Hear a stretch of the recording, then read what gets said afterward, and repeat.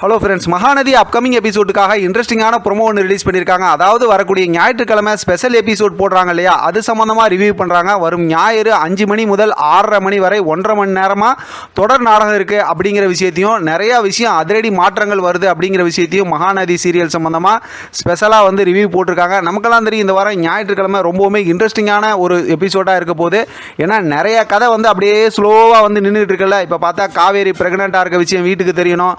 அதே நேரத்தில் வெண்ணிலா கண்ணு முழிச்சு பேசணும். ஒரு பக்கத்து பசுபதி வந்து மாட்டணும். அதே நேரத்தில் பார்த்தா வெண்ணிலாவோட மாமா இருக்காங்களா நம்பிராஜன், அவங்களும் அதாவது அவங்கள்ட்ட விஜய் கிட்ட மாட்டிக்கணும் அப்படிங்கிற மாதிரி நிறையா கதை வந்து அப்படியே குட்டி குட்டியாக நின்றுக்கிட்டே இருக்குல்ல. இப்போ ஒட்டுமொத்த கதையும் பார்த்தோம் அப்படின்னா செம்ம இன்ட்ரெஸ்டிங்காக ரிவ்யூ பண்ண போகிறாங்க.